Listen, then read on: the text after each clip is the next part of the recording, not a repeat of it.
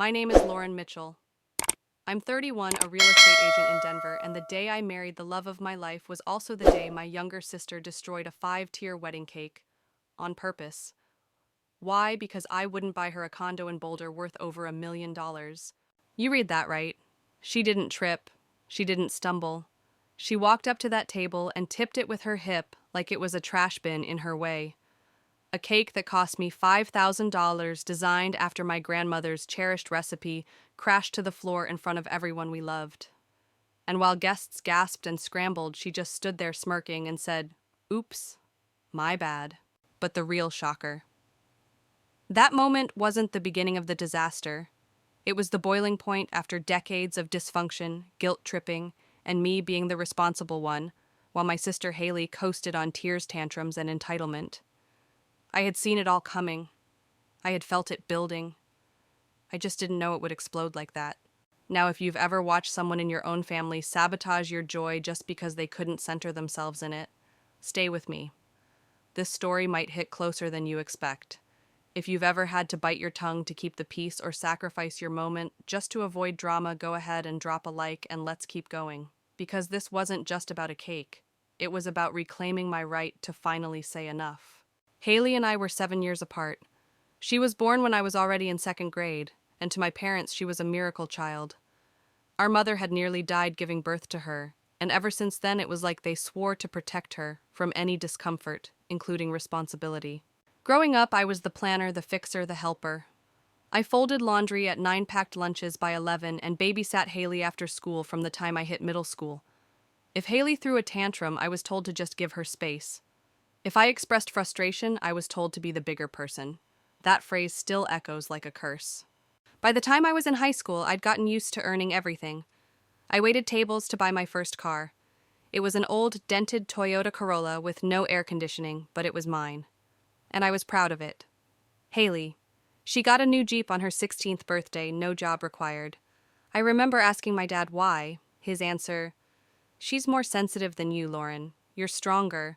It didn't feel like strength, it felt like invisibility. When I got accepted into college, I applied for scholarships, worked weekends, and still carried a student loan balance for years. Haley switched majors 3 times, lived in luxury off-campus housing, and had every rent check paid to keep her stable. I thought maybe she'd grow out of it. Instead, she just got better at disguising manipulation as need. As I built my real estate career from the ground up, cold calls, sleepless nights, networking events where I had to pretend I wasn't exhausted.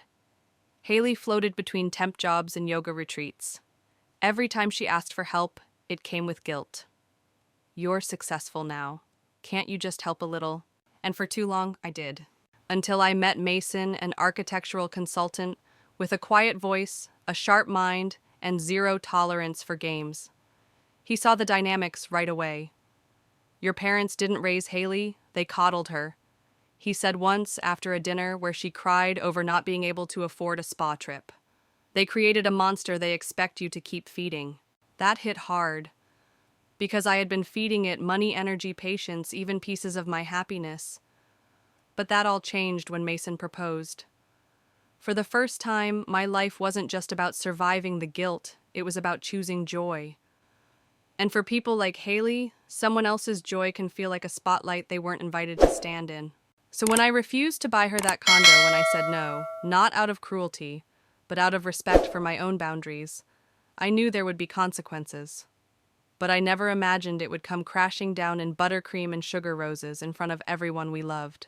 If you've ever stood at the edge between keeping the peace and choosing your peace, let me know in the comments. Because what happened next wasn't just family drama. It was the beginning of the end of enabling and the start of something stronger. My name is Lauren Mitchell, and if you had met me growing up, you'd probably think I had it all together. I was the dependable daughter, the overachiever, the one who never gave my parents a reason to worry. But being the good one in a family doesn't come without its scars. It just means you learn how to hide them deeper. Haley and I were never close. That sounds cold, I know, but it's the truth. We didn't grow up like best friends braiding each other's hair. I was 7 when she was born, old enough to remember what life was like before she arrived, and everything changed. The moment Haley entered the world, my status shifted from daughter to second parent. My mom was recovering from a traumatic birth, and I was handed bottles and diapers like it was just what older sisters do.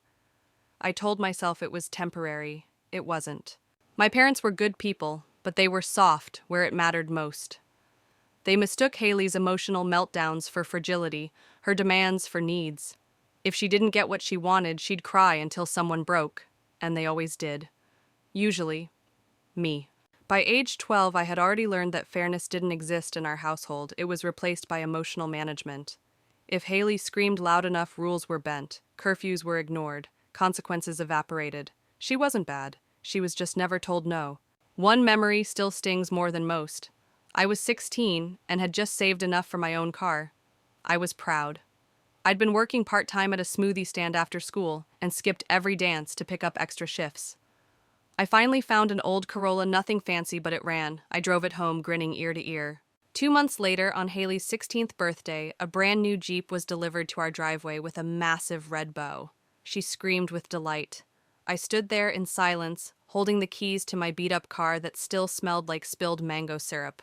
When I asked why she didn't have to work for hers, Mom said, "She's not built like you. You're tougher. She needs a little more help." That sentence burrowed into my spine like ice. It was the moment I understood that being strong in my family meant being invisible. It meant I was the fallback plan, the buffer, the fixer. I wasn't supposed to complain, I was supposed to absorb. Haley's sense of entitlement wasn't created overnight. It was built brick by brick through years of being told the world owed her comfort. Every time I questioned it, I was met with soft smiles and passive explanations. "She's still figuring it out. You had it all together so early. She's sensitive." No one ever asked me how I felt, what I needed, how I was really doing. Because I didn't cause problems, I just solved them. In college, I juggled 3 jobs and full-time classes. Haley went to a private university, changed majors twice, and got a new apartment every semester fully paid for. When I dared to bring it up, Dad said, "Let her explore. You found your path early." It wasn't exploration, it was avoidance, and they paid her to do it. Even as adults, the roles never changed. I made my way in real estate through sweat and hustle. Haley floated from boutique jobs to failed Etsy shops. Every time she ran out of money, it was somehow my problem. "You make more than me. It's just a little help. You're the one with it all." But I didn't have it all. I had bills, stress, quiet resentment I buried so deep it started to rot the roots of my happiness. And still I tried to be the bigger person. I paid for her moving expenses once. I co-signed on a lease. I let her stay with me when she had roommate drama for the 3rd time in 2 years. And every time I convinced myself it was the last time. But it never was. Because when you're the one who has it together, you're expected to carry the weight of everyone who doesn't. Haley was the storm and I was the levee. And every time she crashed, I had to hold the line. Until I met Mason, until we got engaged, until the focus finally shifted to me and she couldn't stand not being the center anymore. What came next would shake the last brick loose. And this time, I wasn't going to be the one to fix it. The moment I drove that dusty old Corolla home from the used lot, I thought I had finally earned something for myself. That steering wheel cracked and sun-faded as it was felt like freedom. It was my proof I could work for what I wanted and I didn't need anyone's handouts. I wish that feeling had lasted. 2 months later, Haley's shrieks of joy echoed through the neighborhood as our parents unveiled her birthday surprise, a brand new Jeep Grand Cherokee cherry red, spotless, still smelling like money. It had a big velvet bow on the hood and everything. She cried. They cried. I stood at the edge of the driveway with my keys in hand and a pit growing in my stomach. Why didn't she have to work for it, I asked later that night. I worked for mine. Mom didn't even look up from her wine glass. "Because you're built different, Lauren. She's more delicate. You're independent. She needs more from us." That's how it always was, Haley needed. I coped. She demanded. I adjusted. And no matter how wildly the scales tipped, I was always expected to carry the balance with grace. By the time I got to college, I had stopped asking why. I just did. I held 3 jobs at one point: dorm RA receptionist at a downtown gym and weekend shifts at a coffee shop to keep my student loan debt low. I was up at 5 a.m. and rarely in bed before midnight. Haley. She was enrolled in an out-of-state liberal arts school with a tuition double mine. She changed majors twice in 2 years fashion to psychology to something involving crystals, I think. And every time she got bored, she just stopped showing up. She moved apartments like they were moods, got bored of one lease break fees. No problem, our parents covered it. It's important she finds herself, Dad said once. College is about exploring. I explored too: exhaustion, anxiety, burnout, but there was no GoFundMe for that. I graduated a semester early. Haley dropped out 2 credits short of a degree she never used. Yet somehow I was the one labeled cold, distant. You don't call enough, Mom said. You should be proud of her, she's trying. Trying what new hairstyles, new excuses. As I climbed my way up the brutal, saturated Denver real estate market, Haley became the family's emotional investment. Any accomplishment of mine was followed by, "But how's Haley doing?" Every dinner was centered around her latest crisis. Breakups, rent, drama, toxic friendships. Every victory of mine was a footnote. I bought my first townhouse at 26. No one helped with the down payment. I didn't even tell anyone until after it closed because deep down I knew what would happen if I did. And I was right. When they found out, Haley pouted for a week. "It must be nice to have everything figured out," she said. "Some of us are still trying." And then came the guilt. "You could help her out, Lauren. A little stability could really help her grow." "Didn't you say you were good with money? What's a few thousand?" "She's your sister." Yes, she was. And I loved her. That was never the issue. The issue was the never-ending assumption that loving someone meant giving until it hurt, and then giving more. I helped her find her last apartment, paid the deposit, bought her a mattress. I didn't even flinch when she called me sobbing about how her new roommate shamed her for not doing the dishes.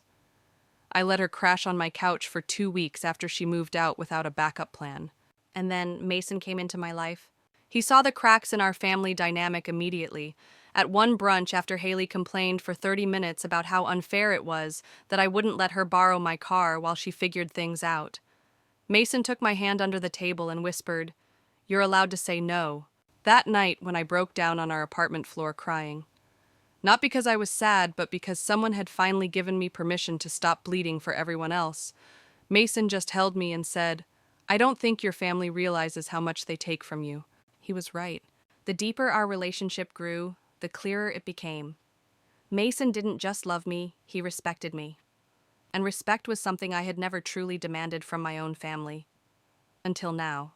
Planning our wedding should have been a time of joy, of building a new life. But with Haley circling like a storm cloud, I knew it was only a matter of time before she tried to make my moment hers. I just didn't realize how far she'd go, or how ready I finally was to stop her. The engagement shifted everything. For the first time in our lives, I was the center of attention, and Haley didn't take it well. I could see it in the tight-lipped smiles at our engagement dinner, the way she hovered at the edge of conversations, always waiting to interrupt with her own stories. It was subtle at first. A few snide comments, a passive-aggressive post on social media, but I knew her patterns like I knew my own reflection. It was only the beginning. When I asked my best friend Claire to be my maid of honor, Haley didn't even pretend to hide her disappointment.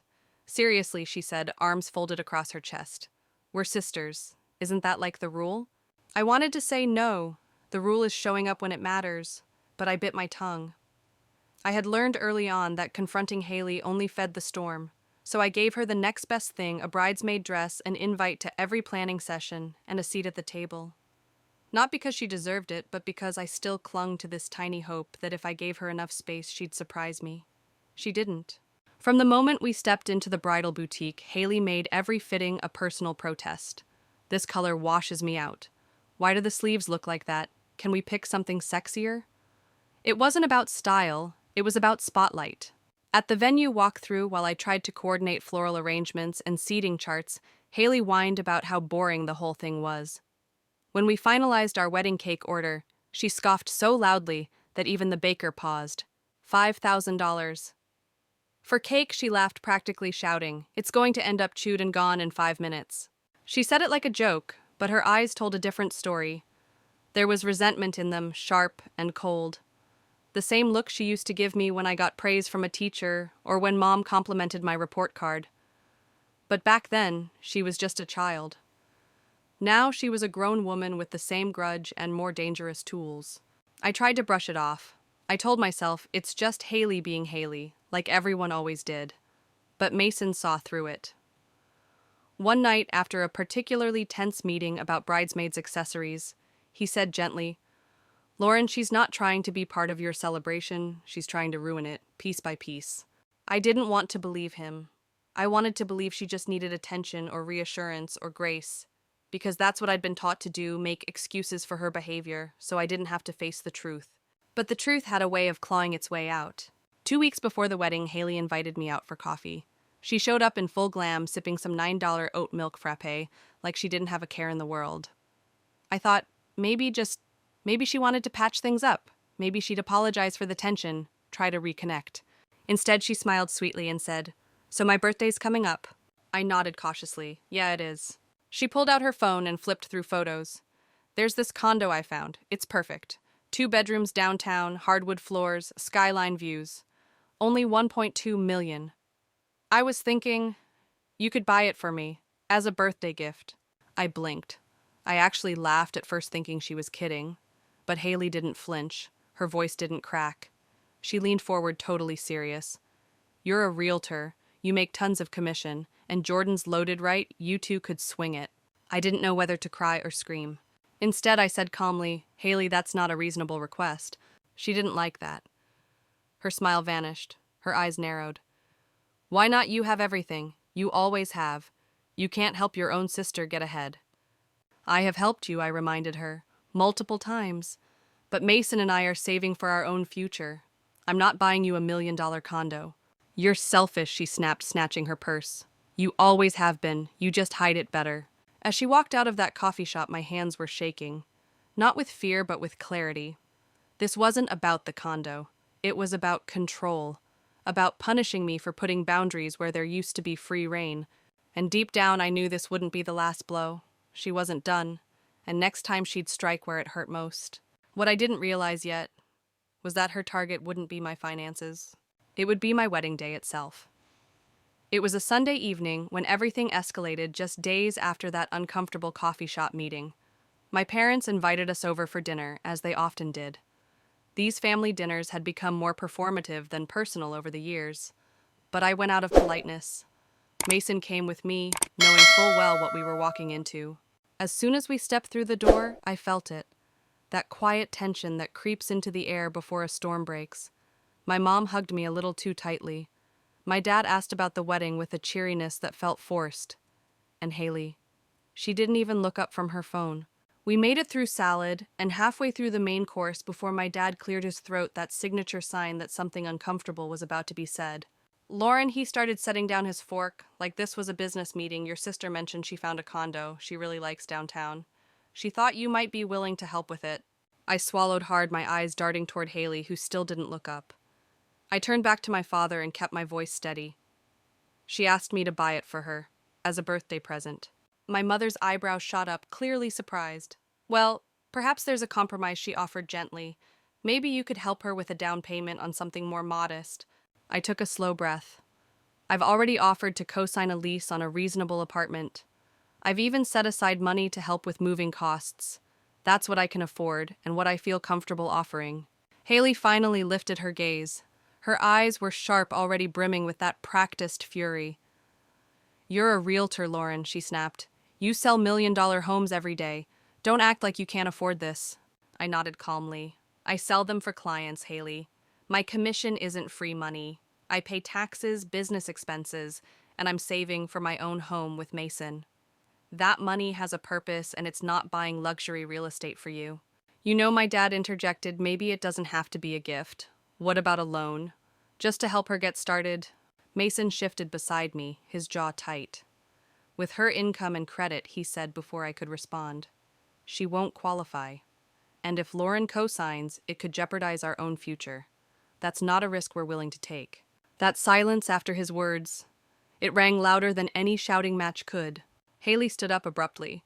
"So you're just saying no," she said, her voice rising, trembling, not with sadness but rage. "After everything this family has done for you." That sentence, it broke something inside me. I laughed, not loudly, but bitterly. "What this family has done for me," I repeated. "I've worked since I was 14, paid for college, bought my own car, built my own business. I've been the one holding this family together while you bounced from one mess to another. Don't you dare stand there and act like I'm the selfish one." The silence that followed was deafening. My mother, ever the peacemaker, put her hand on my arm. Let's just table this, honey. The wedding's so close. We all want it to be perfect. There it was, the same old playbook. Brush it under the rug. Keep the peace. Avoid the explosion. There's nothing to table, I said, voice low. My offer stands lease cosign moving funds. That's it. The condo is off the table. It was never on it. As we packed up to leave, my mom pulled me aside in the hallway. She whispered, "You know how she gets when she's disappointed." I looked her in the eyes. Then maybe it's time she learns to live with disappointment. We drove home in silence for a while. Mason reached for my hand on the steering wheel.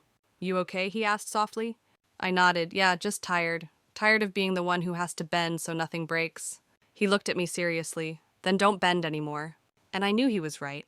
If you've ever been told to sacrifice your peace just to keep others comfortable, leave a comment. Tell me your story. Because the next chapter in mine, it would prove that peace kept at the cost of dignity isn't peace at all. The week before the wedding was supposed to be filled with excitement, last-minute dress fittings, floral deliveries, playlist confirmations, and those late-night "I can't believe we're getting married" conversations. But instead, my mind kept returning to Haley. Not because I wanted to, because I had to. She wasn't done. She arrived 45 minutes late to the final bridesmaid's dress fitting, slouched in the chair, and rolled her eyes at every compliment anyone gave me. "It's just a dress," she muttered under her breath as I stepped out of the dressing room in my gown, the whole room frozen by the moment. It's not like she's royalty. At the rehearsal dinner, she showed up in a white jumpsuit. White.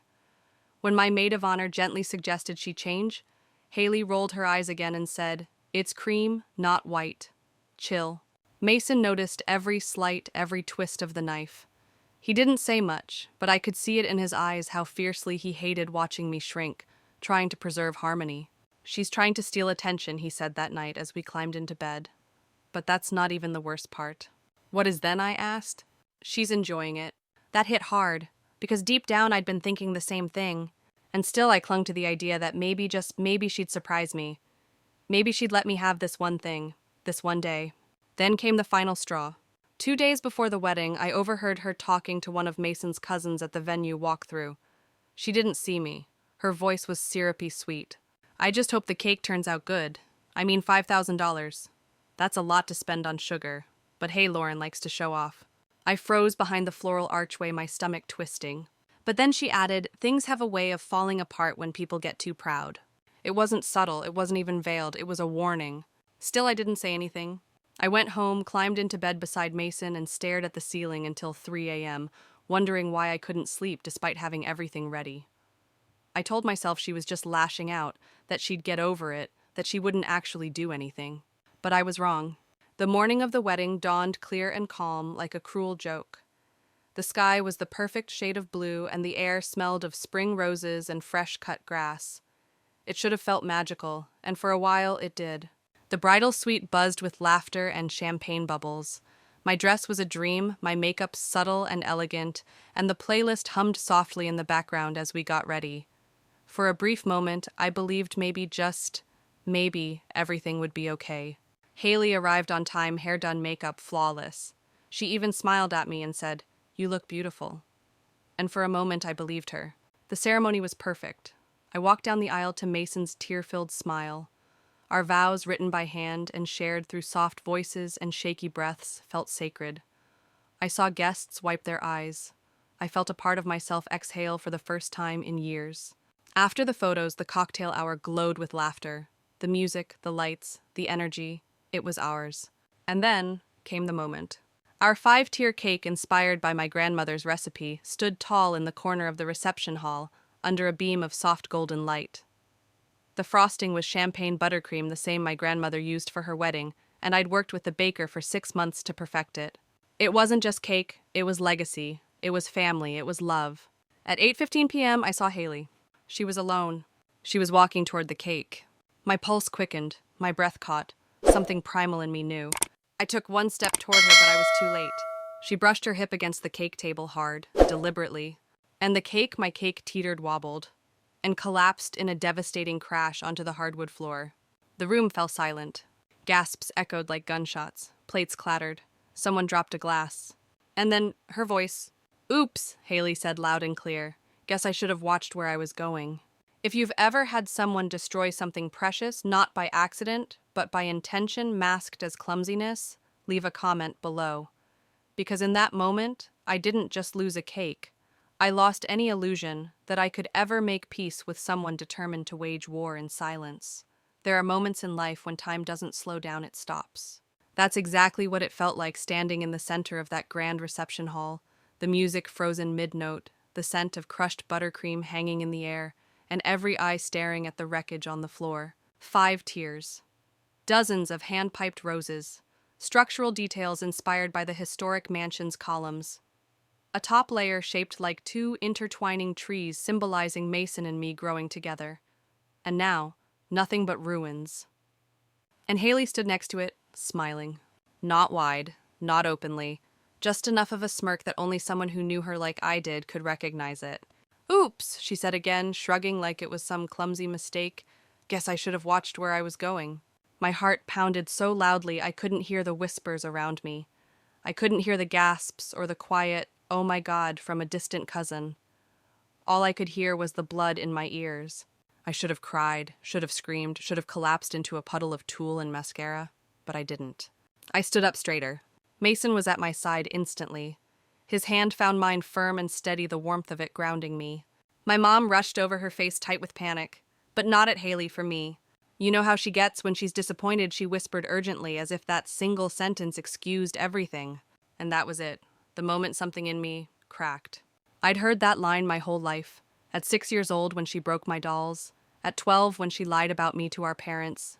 At 16 when she crashed my car and blamed me for letting her borrow it. Every single time, you know how she gets.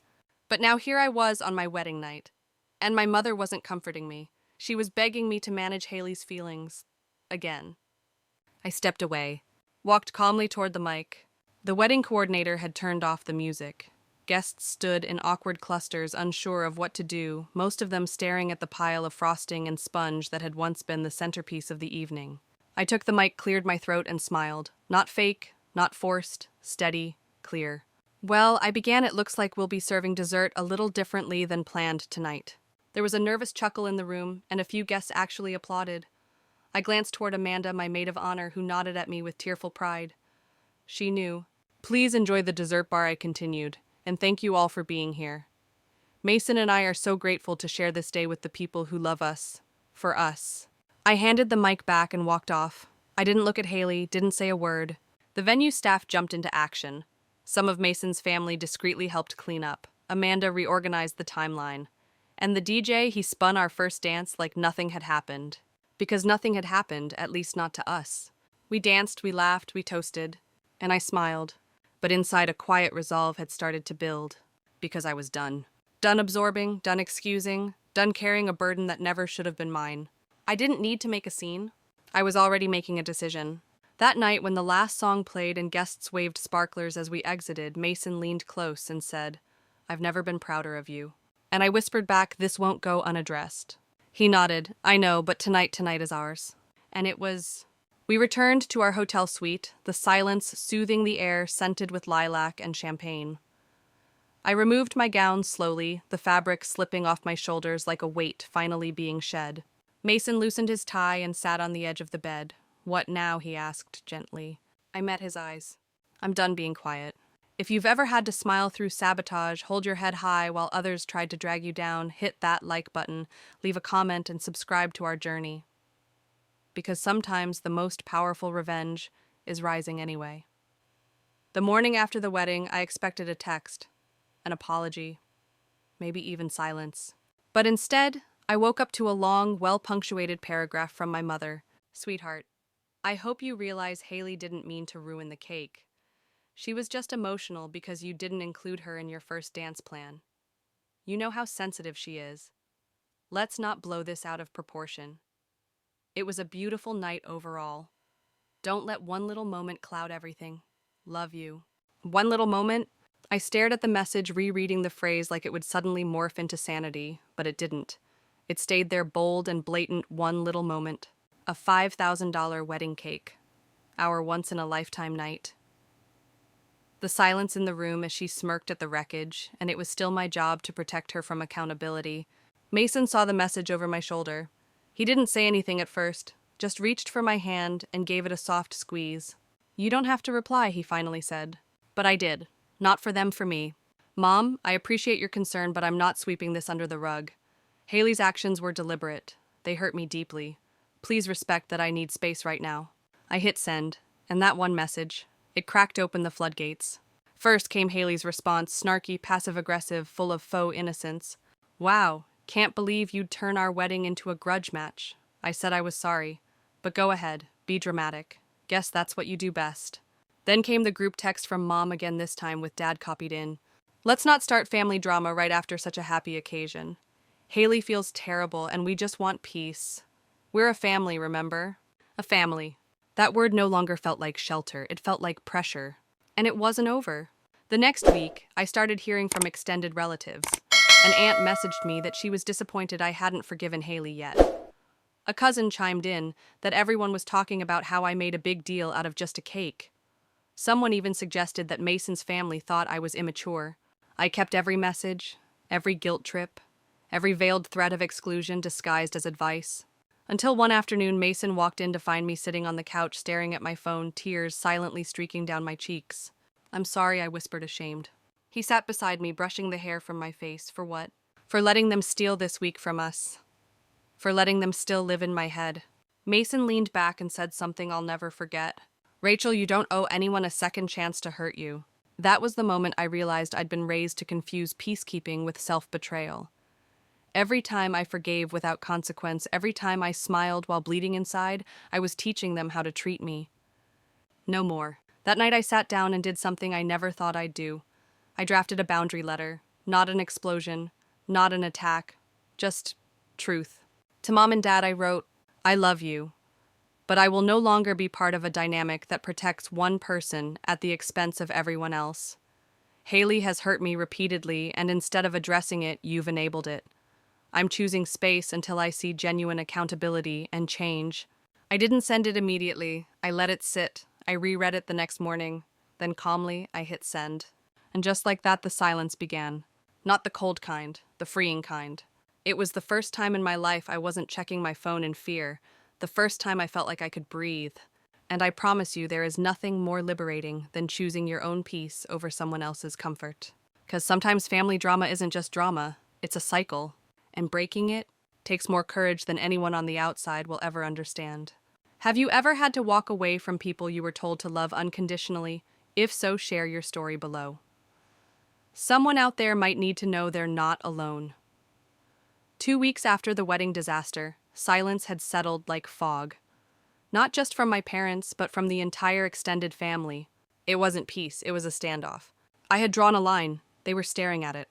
Then one morning, an envelope arrived in the mail. No return address, inside a bill. $4.9762? It was for the replacement wedding cake. No note, no message. Just a cold invoice typed neatly stapled to a note that read, "Since the original was ruined and a new one had to be rushed, we thought it was fair that you cover the costs." Haley didn't mean it after all. Fair. I sat on the couch holding that bill in my hands, heart pounding like a drum in a war march. My husband Mason walked in from his office. I must have looked pale because he dropped his coffee. "What happened?" I handed him the paper. He read it, laughed sharp and short, then said, "Nope, absolutely not." But I wasn't laughing, I was shaking. Because this wasn't just about a cake anymore. This was their declaration of war dressed up as etiquette. That night I received an email from my mother. It was longer than usual. "Rachel, I'm sorry things have become so tense. But your attitude has really hurt the family. Haley's been crying. Your father and I are heartbroken. All we ever wanted was to support you. But sometimes support means telling you the truth. And the truth is, you're overreacting. If you want to rebuild trust, paying the cake replacement is the right first step." I remember sitting in front of the screen feeling like I was a teenager again, being scolded, guilted, pulled back into the role of the difficult daughter. But I was not that girl anymore. I opened my banking app and sent $1 to their account with a memo. "Here's my contribution to the price of gaslighting." Then I blocked the email, the phone numbers, the family group chat, for good. That act, it felt like cutting off an anchor I didn't know I'd been dragging my whole life. And the next morning, my inbox was full again, but this time from people I didn't expect. My Aunt Dad's sister messaged me privately. She said, "Rachel, I'm so sorry. I saw everything. I've been quiet because your mom can be forceful, but you were right to stand up. Just know not everyone agrees with them." Then my older cousin from Seattle sent me a DM. "Girl, that cake thing was insane. I told my mom it was psychotic. Good for you for cutting them off. Also, let's get coffee next time you're up here." It hit me while I was busy fearing exile. I'd forgotten something.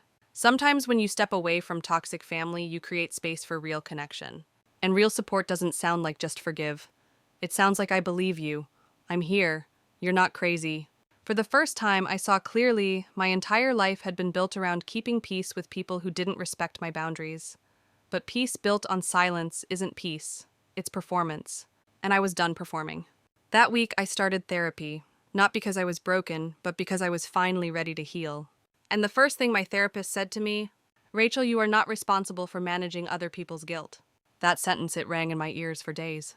Let me say it to you now, in case no one else has. You don't owe anyone your silence to keep the family together. If they wanted harmony, they should have chosen kindness. Not control, not manipulation, not weaponized guilt wrapped in wedding lace and cake frosting. If you've ever been blamed for defending yourself, tell me in the comments. Let someone else reading know they're not alone. And if you're still finding your courage, that's okay too. Some revolutions start in whispers. 3 weeks after I sent that $1 with the memo, I received a formal letter from a law office. My heart stopped when I read the subject, "Intent to pursue civil recovery damaged property wedding cake incident." They were suing me for the cake, for emotional distress, and get this, for the loss of photographic memories due to delayed cake replacement. I sat frozen at my kitchen table holding the letter in both hands, trying to steady my breath. My dog Leo rested his chin on my lap, sensing something was wrong. Mason took the envelope, scanned the paper, then muttered, "They're out of their damn minds." But I already knew this wasn't about cake anymore. It never was. This was about power. About punishing me for breaking the script. Because in my family, you can be wronged, but God forbid you speak up about it. So they'd lawyered up. Well, so did I. I called in favors. Contacted a friend from college who had gone to law school. She referred me to a woman named Carla Jennings, a civil litigation expert. We met over Zoom that same day. Carla didn't flinch when I told her the story. She said something I'll never forget. "Rachel, they're not expecting you to fight. Bullies rarely do." We filed a response. Included in it were photos from the wedding day, the guest who had filmed Haley pushing the cake cart, screenshots of text messages, statements from vendors, and even one of the catering staff who'd overheard Haley brag about fixing the spotlight. Carla told me, "This is a textbook frivolous case. We're not just going to win, we're going to teach them they can't scare you anymore." But before the court date arrived, something else happened. My grandmother called me. She was 84, fierce, quiet, always seemed to keep her distance from family drama. But this time her voice was tight. "Rachel, what's going on? Your mother's told everyone you're trying to destroy the family." I nearly laughed, but I didn't. Instead, I told her everything, slowly, calmly, the full story, no edits, no guilt. There was a long pause. And then she said quietly, "I always wondered what kind of woman you'd become. I'm proud of you." I hadn't cried much through all of this, but I did then. Because that was the first time in my life someone from my family had said they were proud of me for standing up for myself. And it changed everything. Days later, the lawsuit was dropped. Just puff gone, no explanation, no apology. But I didn't need one. Because I had already won. I didn't win in court, I won by refusing to let their guilt become my responsibility. I won by refusing to be shamed into silence. I won the moment I chose truth over image. And I want to pause right here to say something to you. If you've ever had someone turn your truth into a weapon against you, you're not alone. If you've ever been called dramatic or ungrateful for telling the truth, drop a comment. Let this space be proof that your voice matters, your story matters, you matter. And if you haven't yet stood up, if you're still finding the words, it's okay. You're not late, you're preparing. I promise you, the moment you choose yourself, you don't lose family, you lose a cage. And sometimes that's the most powerful freedom of all. If this moment feels familiar, if you've ever had to fight just to be heard, take a breath and stay with me. We're just getting started. Make sure you're subscribed. Your voice belongs in this space. The silence after the lawsuit was dropped should have felt like relief, but it didn't. Instead, it felt like the eye of a storm. Quiet, yes, but full of pressure, as if something bigger was brewing. And I was right. A week later, I got a notification. A private Facebook group had been created by my mother. It was titled Support for Haley Healing After Family Betrayal. Over 70 members, all extended family neighbors, even people I hadn't spoken to since high school. They were sharing twisted versions of what happened, calling me jealous, unstable, spiteful. There were posts claiming I had ruined Haley's wedding out of envy, and that I was mentally unwell and in need of help. And worst of all, my dad liked every single post. Mason told me not to look, but how could I not? It wasn't just a smear campaign, it was a digital lynching with my face at the center. I stared at the screen, heart-pounding shame rising like bile. I felt exposed, powerless. But then something shifted. I remembered what Carla, my lawyer, had told me. You don't fight lies with silence, you fight them with clarity. So I did something I never thought I'd do. I recorded a video. Just me, in my living room. No makeup, no edits, no rehearsals. And I told the truth, from the very beginning. I talked about the cake, the condo demand, the group texts, the lawsuit, the Facebook group. But most importantly, I talked about what it does to a person when their own family chooses a narrative over them. I said, I'm not sharing this for pity. I'm sharing it so that maybe someone else out there doesn't feel as alone as I did when their world turned upside down at the hands of people who were supposed to love them. I didn't expect anyone to care, but overnight the video went viral, tens of thousands of views, then hundreds of thousands. The comment section full of strangers saying, "This happened to me. I thought I was crazy too. Thank you for speaking up." It was like the entire internet opened its arms to me, and not just me. It opened its arms to every silenced daughter, every scapegoated sibling, every black sheep who dared to walk away. And for once I didn't feel small. I felt seen, heard, real. That night I turned to Mason and whispered, "It's not just a story anymore, it's a movement." And he said, "It always was, you just gave it a voice." And if you've ever felt that your story was too messy to matter, too painful to be heard, I want to say this directly to you. It's not, you're not. There's power in your truth. There's strength in your scars. There's freedom in saying, this is what happened and I survived it. And if you're still on that journey, if you haven't found the words yet, this space is for you. You're not broken, you're just beginning. If this part of the story resonated with you, leave a comment below. Let's build a community where truth isn't punished, it's honored. And don't forget to hit subscribe. Your voice is safe here. After the video went viral, everything began to change, but not in the way I expected. The comments kept flooding in. People from all over the country shared their stories. Mothers who were scapegoated by their families. Daughters disowned for speaking up, sons blamed for not keeping the peace. The messages were raw, painful, and deeply human. And they all ended the same way. Thank you for telling the truth. Thank you. But with visibility came something else, silence from my own family. No apologies, no calls, not even a passive-aggressive message from my mother, which used to be her signature move. I thought that maybe, just maybe, someone in that circle would have the decency to reach out. But it was as if I had ceased to exist altogether. Except for one message, one person, my Aunt Meredith. She was my father's sister, quiet, bookish, and always kept her distance from family drama. We hadn't spoken in years, not since she moved to a quiet town in Oregon after a bitter fallout with my grandparents. She messaged me late one night. "I watched your video. I believe you. I knew something wasn't right. I'm sorry I stayed away." I didn't realize how much I needed to hear those words until I saw them. I broke down in tears, clutching my phone like it was a lifeline, because sometimes all it takes is one person to say "I see you" to undo years of silence. We ended up talking for hours the next day. She told me about the cycles of blame and manipulation that had existed long before me, long before Haley. How my father had always been the golden boy, and how anyone who didn't fit the mold was either erased or destroyed. She told me that she'd been through it too. I asked her why she never fought back. She paused before answering. "Because I didn't know I could. But you just showed the world that we can." That conversation lit a fire in me, not of rage but of clarity. I wasn't just speaking out for revenge. I was speaking out to end a generational cycle of shame and silence.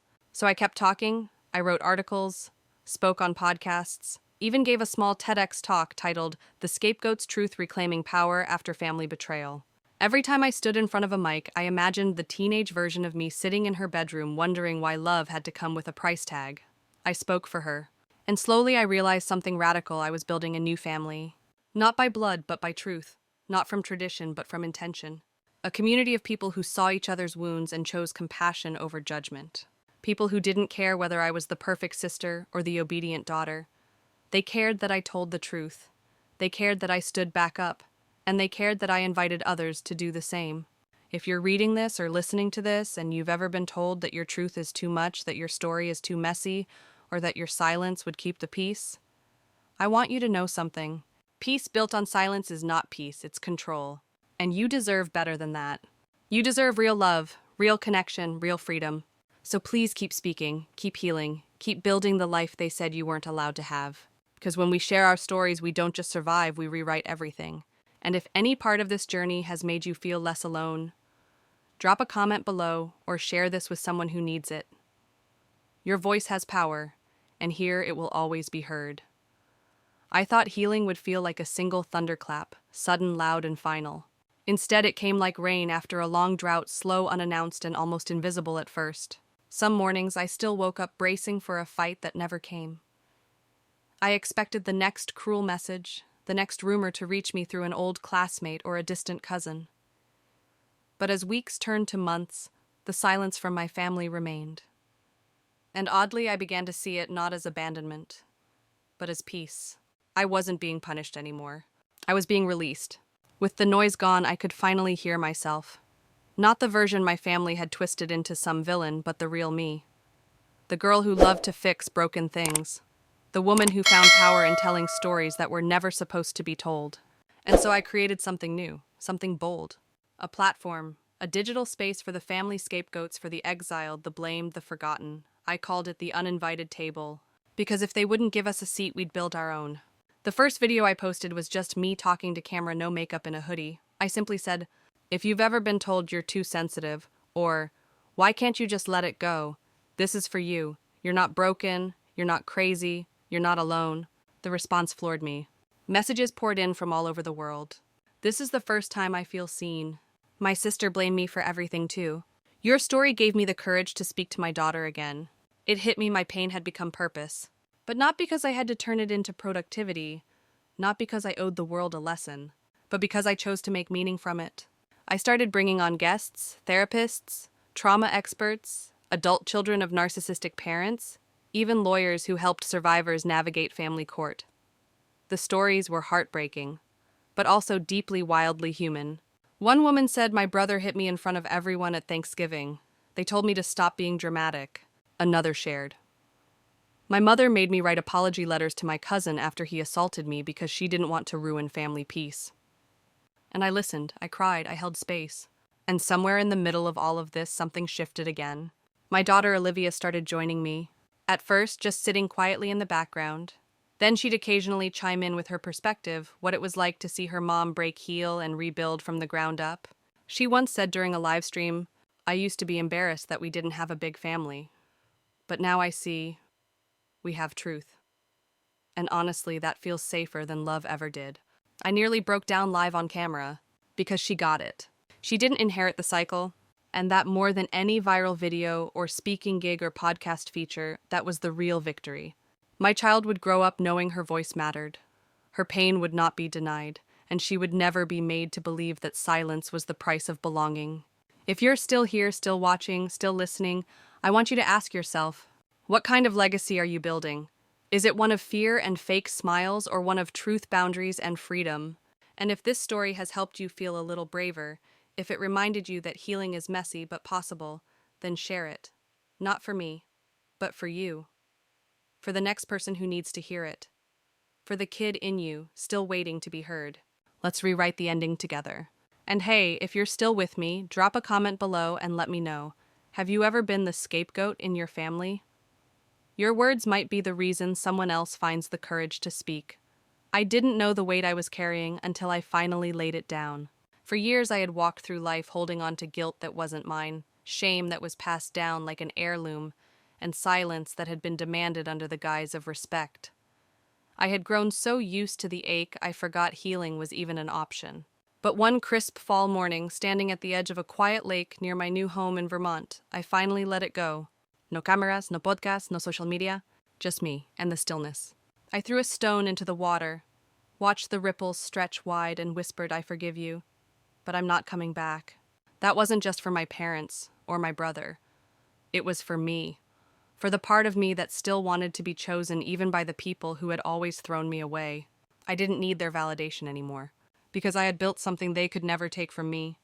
Peace. It showed up in little things. In the way Olivia laughed freely now, no longer flinching when the phone rang, no longer asking if we had to visit them again. In the friends who became more like family people, who showed up with soup when I was sick, who remembered the anniversary of my grandmother's passing, who never once asked me to be smaller or quieter to keep the peace. And in the quiet confidence I now carried, I no longer explained myself to people who were committed to misunderstanding me. I no longer dimmed my joy to make others comfortable. I had boundaries now, real ones.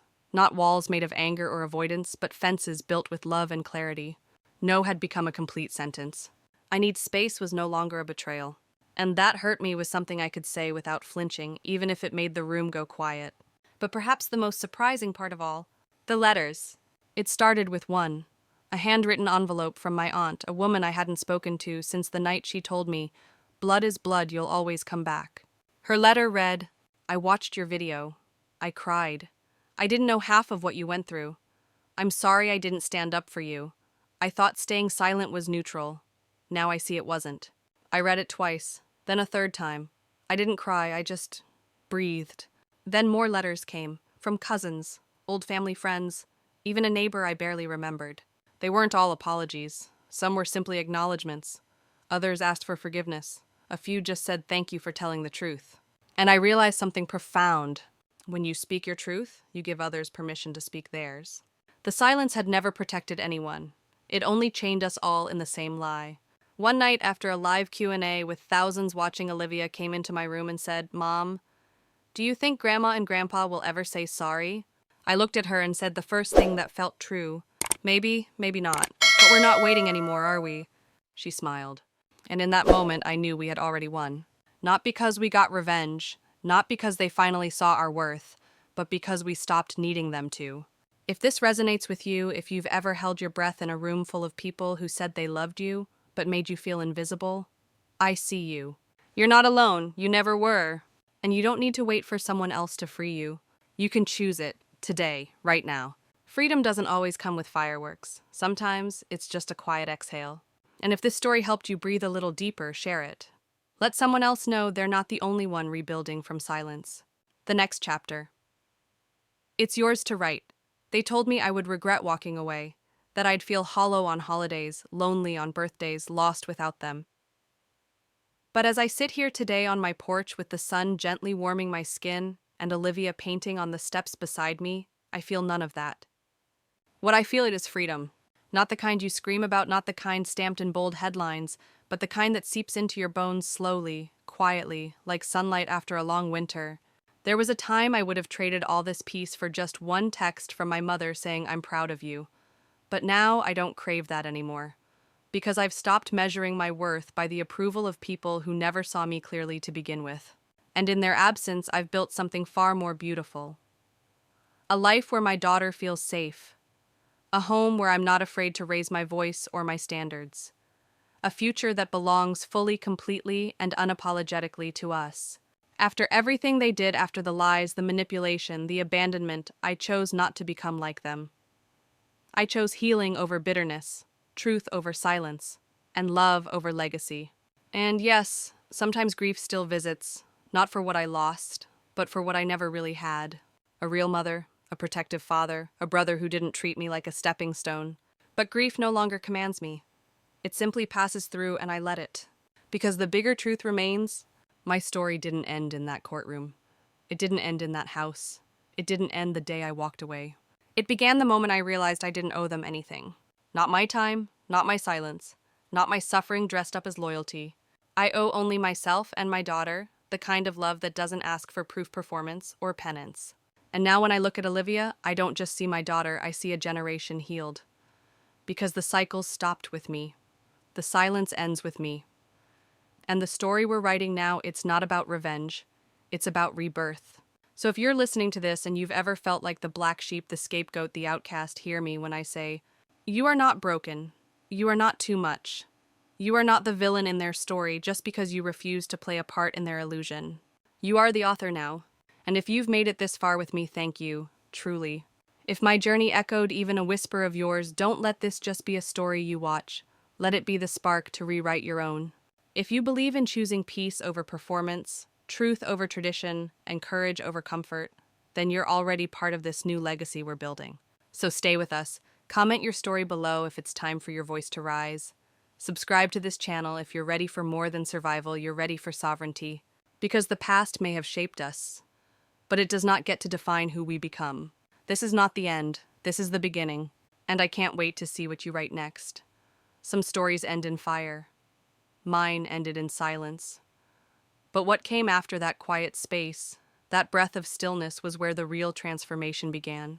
I thought I needed closure from them, from the people who used me, who cast me aside when I stopped serving their narrative. But closure, I learned, doesn't always come with an apology. Sometimes it comes when you decide that your peace matters more than their permission. I spent years trying to be good enough, obedient enough, forgiving enough, but I was never meant to shrink to fit a space that was too small for my truth. Now my daughter watches me stand tall. She watches me build boundaries, not walls. She sees a woman who walked through the fire but didn't come out ashes. She came out gold. To those still caught in toxic ties, still whispering their pain in the dark, you are not alone, and you are not wrong for wanting more. Because there is a life beyond survival, a life where you choose who sits at your table, a life where your voice isn't just heard, it's honored. So if this story stirred something inside you, if you saw a reflection of your own pain or power, let's not stop here. Drop your thoughts in the comments below. I want to hear your story. Hit that subscribe button if you're ready to turn heartbreak into healing silence, into strength and legacy, into liberation. Together, we're not just survivors of family drama, we're architects of a new beginning. And your story, it's only just getting started.